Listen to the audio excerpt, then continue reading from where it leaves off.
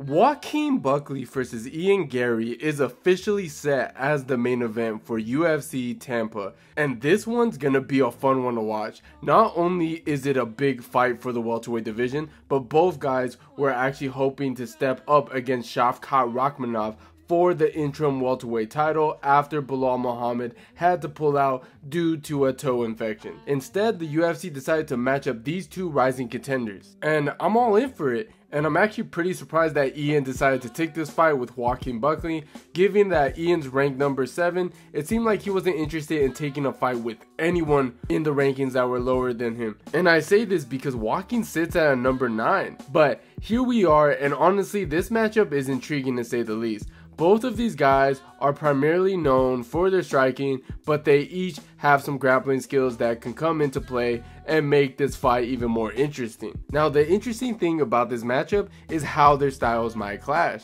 Starting with Ian Garry, he relies a lot on his length and his speed. He's not the biggest welterweight, but what he lacks in size, he makes up for it for his agility. Garry typically uses his high level movement to maintain distance, timing his punches from the outside and landing solid kicks. For the most part, he's patient, waiting for his opportunity to come. We've seen work effectively in his fight with Jeff Neal and Neil Magny. Sure, it might not be the most flashiest approach, but at the end of the day, it gets the job done. However, I think this matchup is super interesting, especially considering who Ian Garry is up against now in Joaquin Buckley. Buckley's explosiveness is on another level. His power is the real deal. We saw that clearly in his last fight where he folded Wonderboy with that massive Mike Tyson style right hook. That's the kind of power something that Garry hasn't faced yet, and it makes this fight where one mistake could be the difference between staying on the feet or getting laid out. Because I truly believe Buckley brings a mix of unpredictability and knockout potential that Garry cannot afford to overlook.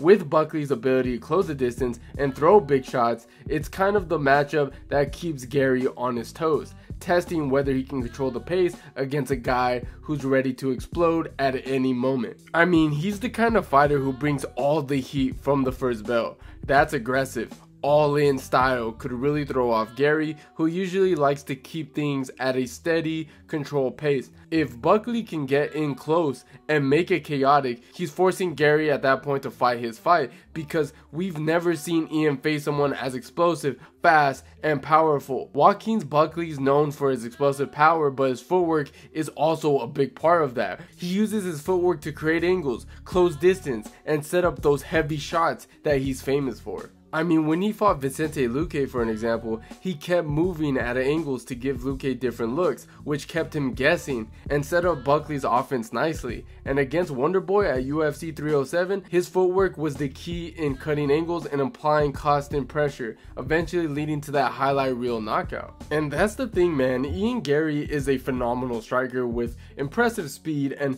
a solid sense of range. He knows how to use distance to his advantage, and he's one of the fastest strikers in the welterweight division. But if there was one thing he's shown that he has a weakness for the left hook. We've seen it a few times, like fighters like Gabe Green, Darren Weeks, and even Neil Magny have all managed to land left hooks on him. Famously, Sang Kinan caught him with a left hook that actually dropped Garry during their fight. It actually happened when Garry threw a rare left hook to the body, something he usually doesn't do, and Sang took advantage. It's a pattern that suggests while Garry's range and speed keeps him out of most trouble, he's still a bit vulnerable to that left side when he's up against the guys with reach who know how to use it. And guess the guy who likes throwing hooks? Of course, it's Buckley.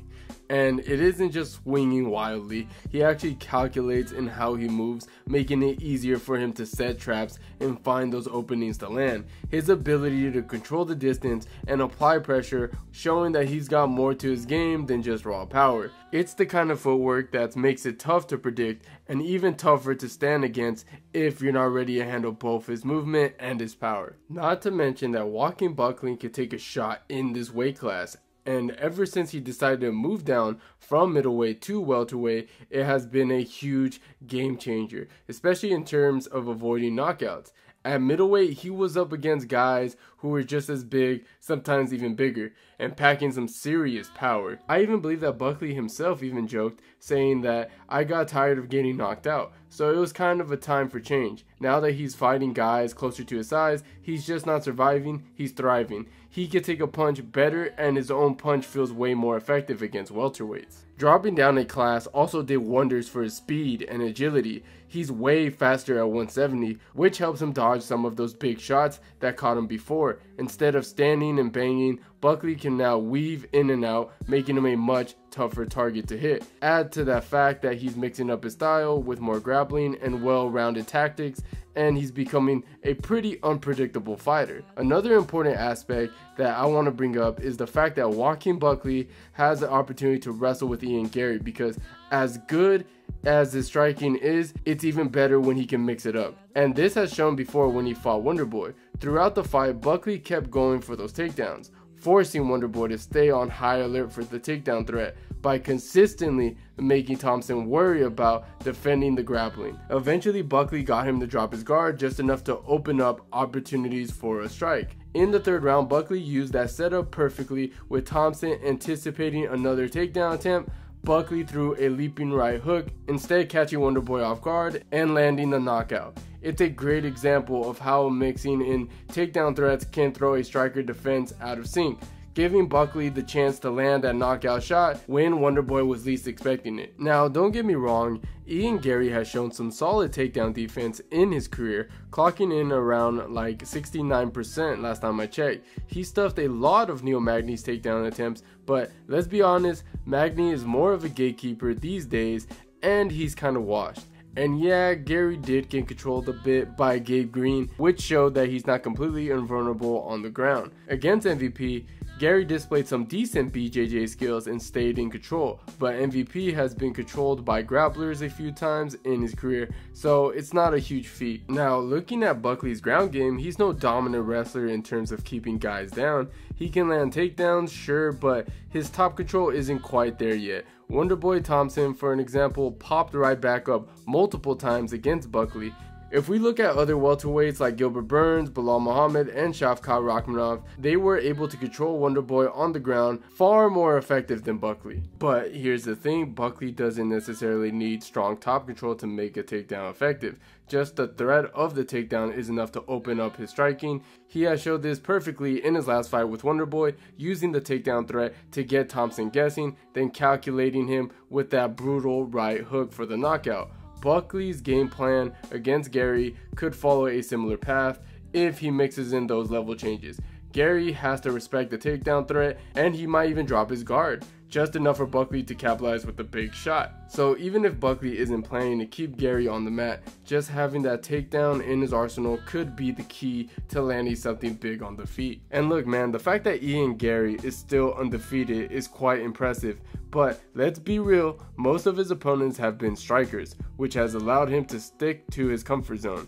Take his fight with MVP as an example. Ian showed that he can out-grapple MVP, but that's MVP. Everyone can out-grapple him. He didn't show me anything impressive. Like if he out-grappled Wonderboy, who's notorious for being able to get back to his feet eventually, that would have been more impressive. Now, Joaquin Buckley may not be the most well-rounded guy either, but he brings a lot of more variety to the table. He can mix in grappling with his striking, and he's got enough power to keep opponents on their toes. That's why I believe that Joaquin Buckley is going to give Ian Garry some serious problems in this fight. And if Ian Garry somehow gets it done, then damn, okay, then I'm impressed. I'll give him his props. But until then, my pick is Buckley. But what do you guys think? Let me know in the comments down below, and if you enjoyed the video, please leave a like, and don't forget to subscribe to the channel if you haven't already. And like always guys, I'll see you guys on my next one.